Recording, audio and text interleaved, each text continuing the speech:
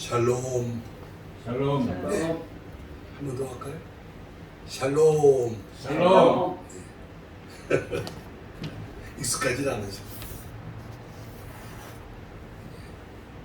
지금 그 바울 선교, 바울이 에베소 교회를 위해서, 바울이 골로새 교회를 위해서 어떤 기도를 했느냐. 오늘은 예수님이 어떤 기도를 하셨는가. 지금 3번에 걸쳐서 연속적으로 기도에 대한 말씀을 지금 드리고 있는 겁니다. 근데 오늘도 느끼는 거지만은 지금 이 자리가 꼭 이 말씀을 드려야 되는 사람들만 있습니다. 기가 막히고. 왜냐면 이제 제가 2달이 다 돼가지만은 무슨 기도를 해야 되나? 무슨 기도를 해야 되나? 그 다음에 결국 무슨 일을 해야 되나? 이게 이제 그 같은 거니까요, 사실은요. 그것을 가지고 기도하는 가운데 있으니까 이 말씀을 이제 선택하게 된 건데, 제가 이제 아침에 5시 반쯤 이 자리에 내려오거든요. 전에 뭐 늘 평생 한 새벽 기도지만은 꼭 이렇게 하지는 못했어요. 이번에 여기 와가지고는 에베소 1장에 있는 바울의 기도, 골로새 1장에 있는 바울의 기도, 그리고 오늘 요한복음 17장에 있는 예수님 기도를 제 개인 기도를 하기 전에 요 앉아서 꼭 요 3가지를 이제 읽는 거예요. 이제 기도니까. 그래서 설교 제목이 사실은 선교 사역자들의 기도 1, 2, 3 이렇게 됐던 거예요. 예수님도 선교하러 오신 거니까 그 선교사로 보는 거지요. 뭐 선교사라고 파송을 했다 안 했다가 아니라 우리 권사님도 선교사. 그러니까 우리가 일단 예수를 믿는 성도가 되면 세상에 대해서는 그 선교사가 되는 거거든요. 더군다나 비행기 타고 배 타고 외국에 나왔으면 당연히 선교사가 되는 거죠. 근데 뭐냐면 우리가 기도를 말할 때 기도 잘한다. 뭘 보고 잘한다는지는 모르겠어요. 뭐 기도를 많이 한다. 뜨겁게 한다. 다 좋은 표현인데 기도라고 할 때 역시 중요한 것은 무슨 기도를 하느냐. 무슨 기도를. 어떤 목적을 가지고 왜 그 기도를 하느냐. 기도 내용이 중요한 거 아니겠어요? 근데 그렇게 보니까 바울 사도의 에베소 교회를 위한 기도, 골로새 교회를 위한 기도, 오늘 예수님의 이 기도가 결국은 내 기도일 수밖에 없고, 내 기도여야 되고, 여기 계신 우리 선교사님들의 기도가 이 기도여야 하는 것이 아니겠는가. 그런 뜻으로 말씀을 준비를 하고 이 시간에 같이 나누려고 합니다. 우리가 방금 찬송도 불렀습니다마는 예수님은 하나님이 이 땅에 오신 분이 왜 기도를 하셨는지 모르겠어요. 예수님 기도 안 하셔도 되잖아요.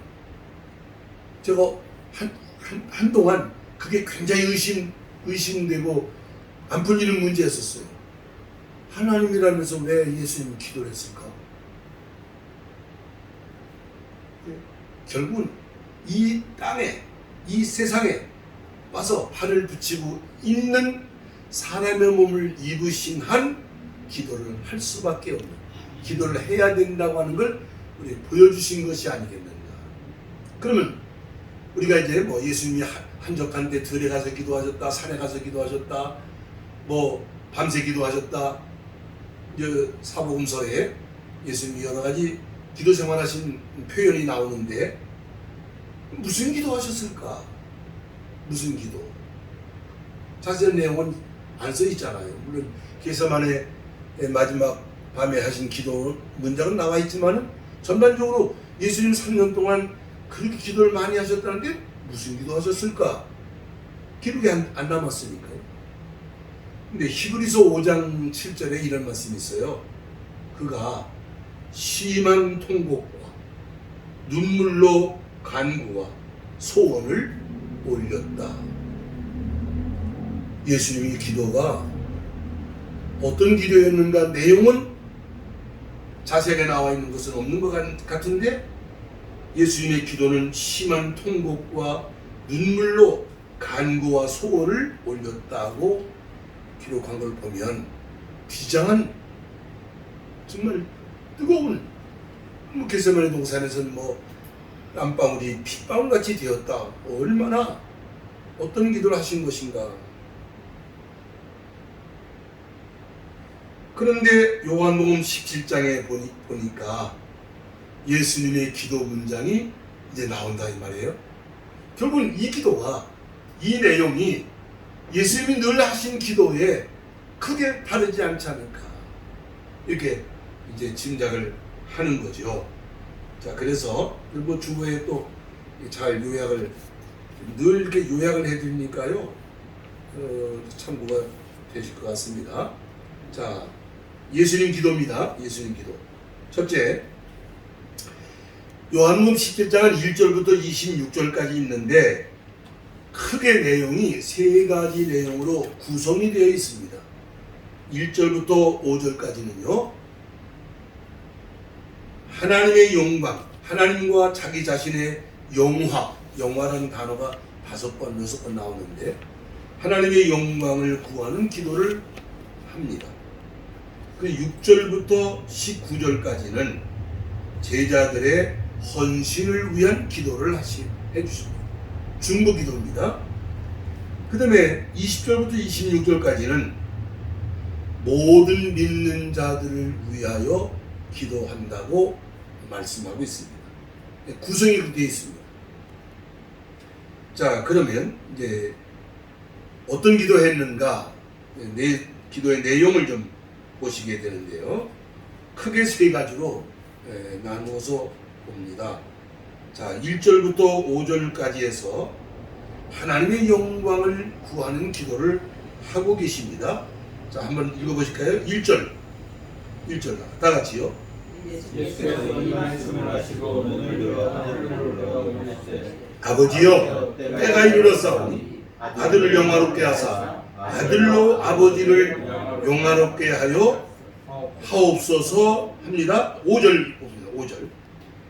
아버지여, 창세전에 내가 아버지와 함께 가졌던 영화로서 지금도 아버지와 함께 나를 영화롭게 하소서. 자, 이 기도를 지금 언제 하시는 거죠? 예수님 십자가의 죽음을 곧 수일 안에 눈앞에 두고 있는 타임입니다. 아직 십자가에 죽지 않았습니다. 아직 물론 당연히 부활도 아직 이전입니다. 그런데 예수님은요, 보세요. 당신이 곧 죽고 그리고 부활하는 이 엄청난 이 사건은 왜 선택하고 왜 그 길을 지금 가시는 거예요? 그것이 하나님 영광을 회복하는 길이기 때문에 그 길이 아니고는 하나님의 영광을 회복할 길이 없어. 다른 방법이 없어. 그러니까 당신이 아직 죽지 않았지만 죽었다는 것을, 부활하지 않았지만 부활하셨다는 것을 전제로 하고 아버지여, 나를 영화롭게 하시고 나를 통해서 아버지 영화롭게 영광 받으십시오 하는 기도를 한다는 말입니다. 그러면 예수님 너희는 기도하라고 주기도문을 가르칠 때 그 주기도의 첫 대목이 하늘에 계신 아버지여, 이름이 거룩히 여김을 받으시오며 하나님 영광을 위해서 먼저 기도하라고 가르쳤다는 말입니다. 예수님은 가르치기만 하고 자기는 딴 기도한 게 아니고 당신이 가르친 대로 당신이 기도했다는 거예요. 그럼 오늘 우리들의 기도가, 우리들의 사명이, 우리들의 삶이 말만 아니라 하나님의 영광을 위한 것이라야 된다는 것이 늘 전제가 된다고 말입니다. 이게 기도고 이게 삶이다, 이게 사역이다 그 말이에요. 근데 이제 걱정스러운 건 뭐냐면 말은 다 하나님 영광이라고 외쳐요. 안 외치는 사람은 없어요. 저도 그렇고. 근데 진짜냐 그 말이 진짜. 정말 포장만 하나님 영광이라고 포장해놓고 지가 영광 다 받고 있지는 않느냐 그 말입니다. 한번 이거 돌아봐야 될 문제지만은, 자, 이렇게 이제 하나님의 영광을 올려드리는 일을 먼저 기도를 하잖아요. 자, 그렇게 하면 이제 두 번째입니다. 다 같이 11절 말씀을 읽으시기 바랍니다. 읽어주세요. 세노. 나는 세상에 서 있지 아니하오나 그들은 세상에 있었고 나는 아버지께로 가옵나니 거룩하신 아버지여 내게 주신 아버지의 이름으로 그들을 보존하사 우리와 같이 그들도 하나가 되게 하옵소서. 그렇게 하고는 이제 건너뛰어서 20절 이하에 가서 저들이 하나가 되게 해달라는 말씀을 두 번, 세 번 반복하고 계십니다. 자, 이제 두 번째 기도가 뭐냐면 저들로 하나가 되게 해 주십시오 하는 기도입니다. 자, 그러고 보면 이건 어느 개인을 위한 기도가 아니라 이제 당신이 십자가에 죽으시고 부활하시고 하늘로 가신 뒤에 성령이 오시고 교회 공동체가 생겨난다는 걸 전제로 하고 지금 제자들과 그리고 믿는 자들이 하나가 되어야 한다는 말씀을 지금 하시고 계신 것이거든요. 하나. 자, 이게 참 어려운 문제입니다. 하나가 되라고 하는데 어떻게 하는 것이 하나가 되는 것인가? 무엇을 보고 하나가 되라고 하는 것인가? 하는 것입니다. 이제 이것이 교회 공동체를 위한 기도라고 보면은 그래서 이제 로만 캐토릭은 우주적인 교회다. 하나가 되어야 된다. 로마의 교황이 중심이 되고 교황 하나님 대리자니까 세계 교회는 교황 아래 하나다. 이게 이제 로마 캐토릭의 신학이고 사상이잖아요. 그럼 개신교는 이게 뭐 수백, 수천, 수만 교파도 교단도 뭐 셀 수 없이 많잖아요. 하나가 되라고 그러는데 동경에다가 입에다 하나만 세워가지고 다 거기만 모이라는 얘기가 그건 아닌 것 같잖아요. 보세요. 함께 있는데 생각이 다르고 뜻이 다르면 그건 하나요? 하나가 됐다고 말할 수 있나요? 없나요? 그건 하나잖아요. 근데 따로따로 떨어져 있는데 생각이 같고 뜻이 같으면 그건 뭐예요? 그건 하나예요.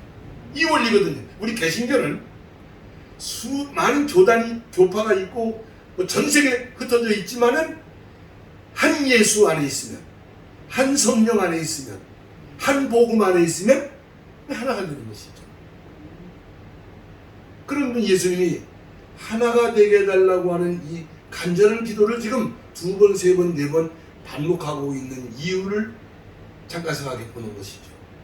바울 사도가 고린도 교회에 보내는 그 편지 가운데 그런 말이 있어요. 다른 예수, 다른 영, 다른 복음을 전할 때는 너희가 잘도 받아들이는도다. 그렇거든요.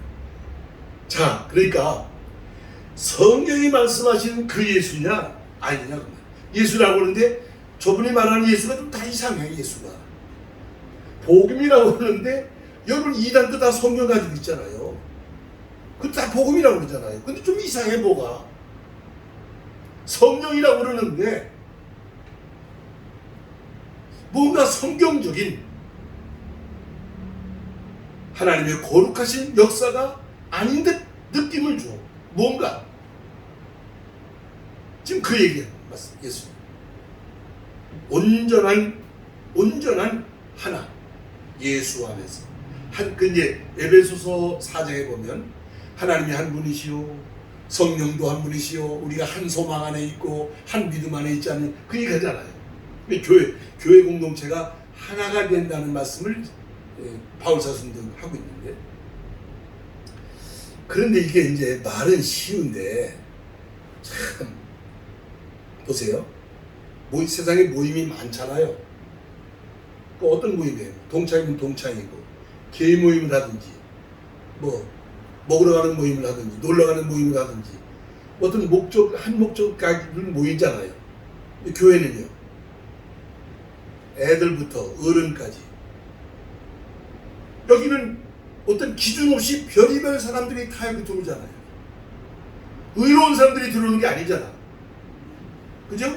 누가 들어와요? 죄인들이 들어와. 죄인들이 가관이야. 가관이 들어오고 가관이야. 근데 하나가 되라네. 자, 이게 참 원리적, 우리가 물리적인 하나가 아니라 바로 화학적인 하나죠. 한 성령 안에서, 한 믿음 안에서, 한 주님 안에서 하나가 될 수 있는 것, 하나가 되어야 하는 것, 이게 교회 공동체라는 말이죠. 다 출생 성분이 다르고, DNA가 다 다르고, 교육이 다르고, 지식이 다르고, 다 다양한 사람들이 여기 이 공동체 안에 들어와 있는데 어떻게 하나가 되느냐? 저마다 주관이 있고, 저마다 개성이 있고, 다 사상이 있는데, 그러나 그런 자기가 가진 나라고 하는 것을 내려놓고 한 예수 안에서, 한 성령 안에서, 한 믿음 안에서, 한 소망 안에서 하나가 될 수 있는 것이거든요. 되어야 하는 것은. 지금 예수님은 그 하나가 되어야 된다는 말씀을 이렇게 강조하고 있거든요. 예수님이 하늘로 가신 뒤에 12 제자는 다 흩어지게 됩니다. 다 자기 사명을 따라 다 다르게 사역을 합니다. 어떤 기록에 남아있는 게 있고, 기록이 없는 일도 있고, 뭐 일설에 의하면 도마 같은 제자는 인도에 와서 복음을 전했다고도 하는데, 그런 것도 있다고 하고. 문제는 그 제자들이 어느 나라 가서 어떤 복음을 어떻게 전했는지 모르지만 그들은 한 예수 안에 하나가 됐을 것이라고 우리는 봐야 되는 것이죠. 근데 이미 초대교회 때부터 이단이라는 게 나타나거든요. 벌써 다른 예수가, 다른 영의 역사가, 다른 복음이 등장을 한다는 말입니다. 그 파생된 것이 오늘날 지금까지도 한두 개만 아니라 수만 가지로 갈라져서 결국은 우리가 알고 있는, 우리가 믿어야 되는 성경이 말씀하시는 예수, 성령, 복음이 아닌 다른 것들이 우리를 어지럽게 하고 교회를 혼란스럽게 하고, 그리고 결국은 하나님의 사명이 다 가로막히도록 그들이 일을 한다고 말합니다. 그러니까 자기들은 혼자 난리를 치는데 결과적으로는 다른 복음의 문을 닫게 만드는, 결과적으로 그게 문제가 되는 거죠. 자, 이렇게 예수님께서는 첫째는 하나님 내 영광을 위한 기도를 하셨다는 것이고, 둘째는 교회 공동체가 하나가 되게 해달라는 기도를 하신 것이 이 본문의 내용의 두 번째입니다. 자, 세 번째입니다. 이제 이 세 번째가 오늘 말씀드리려고 하는 주제가 될 것 같습니다. 자, 14절로 19절까지 우리가 이제 말씀을 미리 한번 읽었으니까요. 그냥 이어나가도록 하겠습니다. 내가 비옵는 것은 그들을 세상에서 데려가게 하기를 위함이 아니요 다만 악에 빠지지 않게 보존하시기를 위함이니라. 그러면서 뭐라고 합니까? 내가 세상에 속하지 아니함 같이 그들도 세상에 속하지 아니하여 싸움나이다. 자, 이 부분을 오늘 조금 깊이 생각을 하려고 합니다. 예수님은 하늘로 가십니다. 하늘 좋으셨기 때문에 가십니다. 이제 이 땅에 제자들을 남겨놓게 됐다고 말합니다. 이게 이제 걱정이 되시는 거예요. 걱정은 좀 이상하지만, 근데 저들을 나는 아버지께 가없는데 저들은 땅에 남겨놓고 갈 텐데, 아버지요, 저들도 좀 데려가면 좋겠습니다. 그게 아니고 저들이라도 놓고 가는데, 세상에 두고 가는데 원하옵기를 세상에 속하지 않게 해 주십시오. 하하, 이게 이제 우리가 한번 깊이 한번 생각해 봐야 되는 거예요. 주님은 오늘 우리가 세상에 있는데 세상 떠나기를 원하지 않아. 염세주의가 돼서 세상을 증오하거나 세상을 미워하거나 뭐 어디 산속에 가서 무슨 별도로 딴 살림을 차리거나 누구처럼 공동체를 만들어 가지고 저희들만의 집단을 만들거나 그런 걸 원하는 게 아니에요. 하나님이 세상에 찾아오셨던 것처럼 제자들을 세상에 두었다는 말, 우리를 세상에 보내신다는 말. 그런데 세상에 있는데, 세상이 존재하는데, 그런데 세상에 속하지 않게 해달라고 말씀을 하십니다. 여기서 두 가지 주제를 가지고 생각합니다. 첫째는요, 도대체 세상이 무엇인데 세상을 어떻게 보느냐 하는 것입니다. 세상관. 세상에 속하지 않아야 되는 이유가 있다고 말입니다. 자, 성경에서 한 6, 7군데를 찾아냈습니다. 여러분 주보에 제가 다 기록해 드렸습니다. 성경이 뭐라고 말씀하십니까? 로마서 5장 14절에는 세상은 죄가 왕노릇하는, 사망이 왕노릇하는 곳이다. 자, 우리가 일반적으로 보면 보세요. 세상을 하나님 창조하셨고 하나님이 세상의 주인이십니다. 그러나 인류의 시조들의 죄 때문에 오늘 이 세상은 죄 아래 던져져 있는, 죄가 지배하고 있는, 죄로 인하여 사망의 권세가 지배하고 있는, 좋든 싫든 잘났든 못났든 뭐 봉건주의 시대든 뭐 과학주의 시대든 다 죄 아래 있고 다 사망 권세 아래 있다고 말입니다. 세상이 말하는, 성경이 말하는 세상의 본질입니다. 본질. 자, 두 번째는 골로새 1장 13절에 세상은 흑암의 권세 아래 있다. 아무리 문명이 찬란하고 한밤중에 뭐 여기 무슨 트리? 저 동경에 스카이 트리? 앞만 반짝 꺼져 그래도 본질은 어둠이다.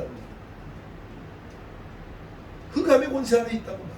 성경에 보는 세상의 전, 우리 크리스찬들은, 그러니까 우리 사역자들은 세상을 보는 관점을 분명히 하자는 말입니다. 분명히. 자, 세 번째는 요한일서 5장 19절에 보면 우리가 아는 것은 우리는 하나님께 속하였고 저들은 어디? 누구에게? 악한 자에게 속하였나요? 세상은 악한 자 안에 속해 있다는 거예요. 뭐 거기서 선을 말하고 뭐 착한 일을 하고 무슨 뭐 지지고 앞만 먹고도 소용없어. 다 악한 자 안에 속해 있다고. 그것을 사도행전 26장에는 사탄의 권세하고, 그 악한 자는 사탄을 말한다고 말합니다. 여러분 나중에 기회가 있으면 한번 공부하는 시간을 갖겠습니다만, 여러분 이 세상 사람들이 제일 좋아하는 그 꿈을 꿔도 그렇고, 세상 문화가요, 동양 문화든 서양 문화든 용이면 이 지방의 용. 그렇죠, 권사님? 용, 뱀. 절간에 가보면요, 그 모든 조각들이 최고 이 지방 용을 뭐 희한하게 만들어 놓잖아요. 용군 끄고 복권 사면 당첨된다니까요. 그러니까 이 동양 철학은, 동양 사상은 용이 신이에요. 근데 용은요, 실제로 존재하지 않는 존재입니다. 다른 뭐 짐승들은 다 실제 존재하는데요, 용은 실제 하지 않는데 그가 세상을 지배하고 있어요. 옛날에 왕이 앉는 의자, 용상, 용 입는 옷, 용포. 왕은 신이야, 신이야. 신격화하는 거죠. 용이 그렇게 희한한 존재거든요. 성지순례에 가가지고 이집트나 그리스에 가서 놀라운 걸 발견한 것은 그 고대 문화 속에도 용이, 뱀이 그들의 신이더라는 말이에요. 그렇죠? 그런데 세상은 악한 자 안에 속해 있는 거야. 사탄의 권세 안에. 성경은 한마디로 말하는 거예요. 용은 뭐예요? 용은 사탄이에요. 그 하나님인 줄 안다고 말이에요. 이 세상의 본질이. 그 다음에 뭐 우리 잘 아시는 말씀입니다. 요한일서 2장 15절로 17절에 새 세상은 육신의 정욕과 안목의 정욕과 이생의 자랑 안에 있는 정욕 안에, 이 세상이나 그 정욕도 다 지나가는 것이다. 이 세상을 사랑하지 말라고 말씀하신다는 말이에요. 세상의 본질을. 그런데 이것을 요한계시록 11장에서는 아주 더 확실한 본질을 말합니다. 이 세상은요, 영적으로 말하면 뭐요? 소돔이요, 애굽입니다. 우리가 이제 출애굽에 대한 출애굽 신학, 출애굽 복음을 또 별도로 한번 공부할 수 있는 시간도 있겠지만은, 여러분 이 세상은 애굽이에요. 애굽이라는 건 뭐예요? 물질은 풍부한 어둠의 권세 아래 있잖아요. 하나님 백성은 그 속에서 고난당하는 것입니다. 그럼 구원받는다는 것은 거기서 끄집어 내오는 걸 말이에요. 출애굽을 하는 것이죠. 우린 지금 출애굽을 하고 있습니다. 그러면 교회 공동체는 영적으로 보면 광야야 이게 지금. 그러니까 우리 일반적으로 말하는 세상은 광야 같다. 그건 세상 얘기고 성경적으로 보면 이 교회는 광야입니다. 그래서 스데반 집사가 순교 당할 때 우리 조상들이 광야 교회에 있었다고 말씀하거든요. 광야는 뭐예요? 가나안 땅으로 가는 여정이거든요. 하나님 나라를 향해서 가고 있는 과정이라고 말입니다. 우리는 지금 출애굽 동에 있는 거죠. 그러니까 세상은 애굽이다. 이 인식을 한다. 세상은 애굽이다. 그런데 요한계시록 18장에 가보면 더 확실합니다. 세상은 바벨론입니다. 애굽 이전에 니무롯이 신할 평지에 성을 쌓고 대를 쌓고 하나님의 이름을 지어버리고 우리 이름을 내자. 제놈이 마루뚝이라고 하는 신이 돼버리고 그게 바벨 문화예요. 그게 바벨 사상이에요. 그게 바벨 종교예요. 세상은 바벨론이다. 그래서 성경에 말하는 세상의 본질은 이렇다고 말합니다. 그러면 결국은 무슨 얘기입니까? 세상은 구원받아야 될 대상이다 그 말입니다. 그래서 하나님이 세상을 좀 사랑하사 하나님 세상 사랑했다는 말은 우리가 이해를 잘 해야 되는 거죠. 구원하시기 위해서 자기 백성 구원하시기 위해서 세상을 찾아오시는 거 아닙니까? 또 우리도 일본은 선교하기 어려운 곳이야. 여기 저는 뭐 동남아시아를 수없이 다니면서 해보지만은 결론적으로 말씀드리면 거기서 다 거기에 오시고 똑같아요. 그럼요. 결국 우리가 해야 될 일은 뭐냐면 출애굽시키는 거야. 하나님 택한 백성 찾아서 나오게 만드는 거예요. 나오게 만든다고 해서 뭐 어딜 가요? 세상에 있긴 있는데 속하지 않도록 뽑아내는 걸 말한다고 말입니다. 그러니까 세상은 구원받아야 될 대상이 됐다. 자, 이제 결론적인 말씀드립니다. 그래서 요한복음 17장의 예수님 기도를 제가 이번 주간 내내 2번, 3번, 10번을 읽으면서 이 전체가 예수님 기도하고 있는 이 기도의 지금 핵심이 뭐냐 하고 그걸 이제 끌어내려고 찾아보니까 결론이 당신은 저들을 위해서 십자가에 죽으셨다가 부활하시고 하늘로 가신다는 저들을 남겨놓고 가는데 저들이 사명을 감당해야 되는데 저들이 믿음을 지켜야 되는데 세상은 악하고 세상은 어둠 안에 있고 세상은 망해야 되는 곳인데 심판받기로 작정된 곳인데 그런데 저들은 세상을 구원하는 일을 위해서 일을 해야 될 당신의 종들인데 그러자고 하면 저들이 세상과는 구별된 세상에 있지만 세상과는 구별된 존재로 살아가야 된다는 것을 전제로 하고 그것을 위해서 기도하고 계시더라고요. 그래서 이 본문 내용 속에서 저들을 어떻게 하라고요? 다 같이 읽어보세요. 17절 그들을 진리로 거룩하게 하옵소서. 진리로 거룩하게 하옵소서. 자, 우리 믿는 성도들이 우리 사역자들이 세상에 있습니다. 일본 땅에 와 있습니다. 분명히 우리는 구별된 생각, 가치관, 물질관, 역사관, 인생관 분명히 모든 관점이 구별되어야 된다. 똑같아가지고는 그들을 구원하는 일을 할 수가 없는 거죠. 이걸 지금 예수님은 우리에게 기도하고 계시다. 그럼 어떻게 거룩해지느냐? 내 힘으로 거룩해지는 게 아니다. 도 닦는다고 거룩해지는 게 아니다. 그 말은 진리로 거룩하게 하시옵소서. 그러면서 뭐라고 말합니까? 하나님의 말씀은 진리이다. 하나님의 말씀으로 거룩해지는 것이다.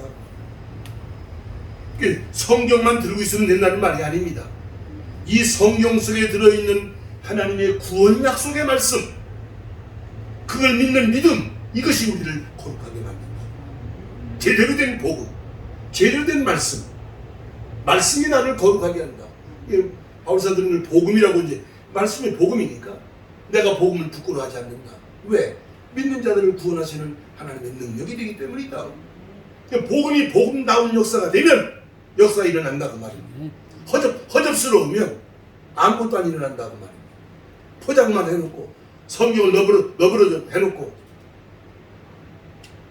말씀이 말씀다워져야, 복음이 복음다워져야 거기서 하나님의 능력이 나타나고 거룩하게 만드는, 변화시키는 역사가 말씀을 통해서 나타난다. 제가 이제 요한복음 17장을 통해서 이렇게 정리를 해봤어요. 근데 뭐가 하나가 좀 빠진 것 같아요. 내가 느낌에. 그걸 이제 찾느라고 이번 주간 내내 지금 뭐가 지금 설교가 완성이 안 돼. 이 설교가. 그러면 그렇지. 여러분, 예수님이 요한복음 17장에서 자 1절만 보세요. 벌써 1절. 예수께서 이 말씀을 하시고 그랬죠. 이 말씀이 뭐냐면 요한복음 14장, 15장, 16장의 말씀이다 그 말이에요. 요한복음 14장, 15장, 16장에서 무슨 말씀하세요? 성령에 대한 말씀을 하신다 그 말이에요. 이미 성령이 전제가 되었어요 여기 지금. 자, 그럼 14장 가보세요. 요한복음 14장 보세요. 예, 요한복음 14장 가보세요. 그죠? 자, 성령, 자, 14장 16절 읽읍시다. 한 17절 읽읍시다. 17절. 세노. 그는 진리의 영이라 세상은 그를 알지 못하나니 이는 그를 보지도 못하고 알지도 못함이라. 그러나 너희는 그를 아나니 그는 너희와 함께 거하심이요 또 너희 속에 계시겠습니다. 또 16장 13절. 두 군데만 보면 됩니다. 16장 13절. 그러나 진리의 성령이 오시면 그가 너희를 모든 진리 가운데로 인도하시니 그가 스스로 말하지 않고 들은 것을 말하며 장래 일을 너희에게 알리시리라. 자, 이게 무슨 말씀이죠?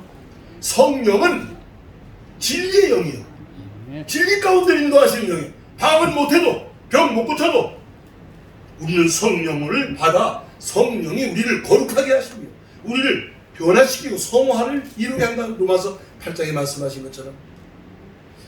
자, 다시 한번 정리를 총체해 보십시다. 예수님은 우리가 어릴 적에 유치원 같은 처음에 부르심을 받고 그렇게 맨 달라고만 하는 그런 시작은 하겠지만은 성장하고 철이 들면 어떤 모습이 돼야 되느냐? 변화가 돼야 돼.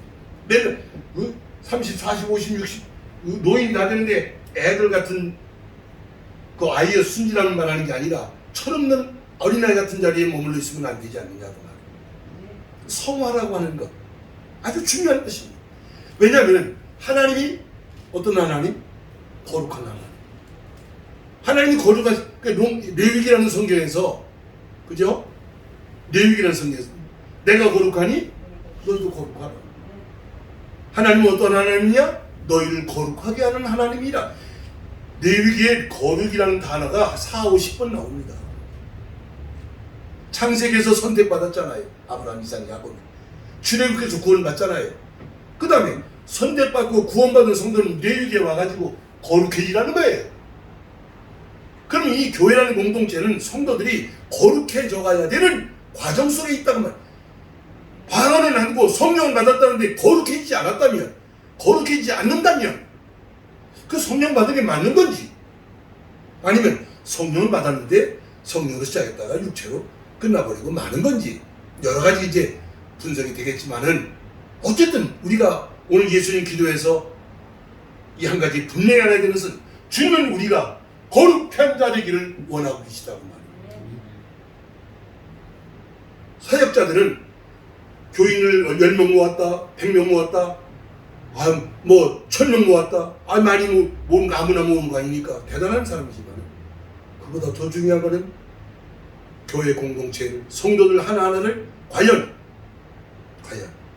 거룩해지도록, 변화가 있도록, 열매가 있도록 하나님이 원하시는 그런 변화를 이루어가도록 그렇게 지도하고, 그렇게 가르치고, 그렇게 시범, 그렇게 자기 삶을 보이고, 삶 속에서 말이지, 이론이 아니라 그럼 우리가 해야 될 일은 결국 그것이 우리 사명이다. 예수님이 기도 속에서 이것이 저희가 하나가 되게 하시옵소서. 저들을 세상에 두고 가는데 세상에 속하지 않게 해주시옵소서. 진리로 거룩하게 하여 주시옵소서. 성령으로 거룩하게 하여 주시옵소서. 지금 예수님의 기도는 이 기도더라. 그러면 오늘 우리의 기도도 이 기도여야 되고, 우리들의 사역도 이 사역이어야 되고, 우리의 사명도 이 사명이어야 되고, 다른 거 아니다 그 말이에요. 뭐 교회를 세웠다, 개척했다, 뭐 큰 교회를 만들었다, 안 만들었다, 이게 본질이 아니고, 하나님의 택한 백성을 찾아내서 말씀과 성령으로 거룩해 지도하고, 우리 꼭 장로교라는 얘기할 필요도 없지만 성화를 이루어, 내 자신의 성화를 이루어 가야 하는 것이고, 그 삶 속에서 말이죠. 그리고 교회가, 성도들이 성화되어져 가야 되는데, 한국 교회가 1천만 성도가 어떻고 뭐 30% 30%니 40%니 한국 교회처럼 급성장한 교회가 없다고 세계 교회사가 말하는데, 세계 신학자들이 와서 한국 교회처럼 열매가 없다고 그럴까? 뭐라 그럴까? 거룩한 모습을 찾아보기가 어려운 교회가 없는 것 같다고. 그냥 뭐 커진 것 같고 뭐 들떠 있는 것 같긴 한데, 삶 속에서 저가 크리스찬다운 삶의 모습을 보여주는 이는 많지 않다는 평가를 받고 있는 것 같아요. 사실이고요. 오늘 한국 사회가 뭐 어지럽다 어쩌다 뭐 정치적으로 사회적으로 말하지만, 한국 교회만 제대로 속았다면 저런 나라가 되지는 않을 거예요.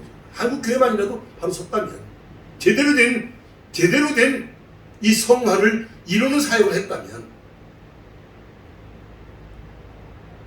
그러면 이제 뭐 60년 있을 텐데 뭐 성령운동, 뭐 기도원이 들뜨고, 그 얼마나 귀한 과정이었어요. 그럼 그 다음 단계가 올라선 모습을 보여야 되는데, 거기서 추락을 하고 있잖아요.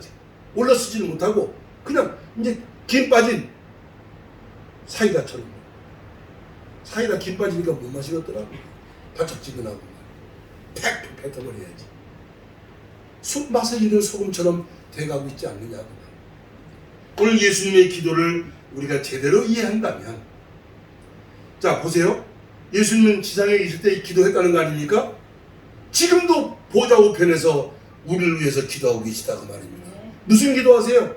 잘 먹고 잘 살고 저놈 다시 출세하게 해주세요. 그 기도하고 있는 거 아니다 그 말이에요. 그런 거는 어련히 그건 다 따라오는, 당연히 허락되시는 부시럭이고요.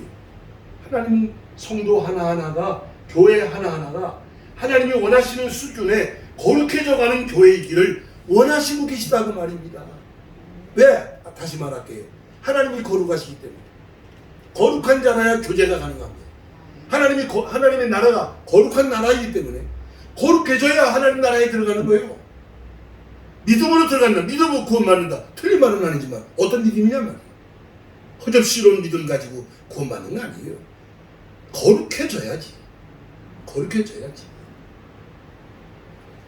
자, 우리가 3시간에 걸쳐서 바울사도의 기도, 또 예수님의 기도를 통해서, 자, 선교 사역자들의 우리의 기도는 어떤 기도를 해야 되고, 우리의 사역은 어떤 사역이 되는가를 여러 가지로 또 느낌이 또 다르고 받아들이는 또 감동이 다르니까, 이 내용들 통해서 지금까지 내가 알고 하고자 했던 거하고 분명히 방향을 좀 교정해야 될 부분은 없는가를 생각해 보면서, 좀 느리더라도 우리 제대로 된 기도, 제대로 된 사역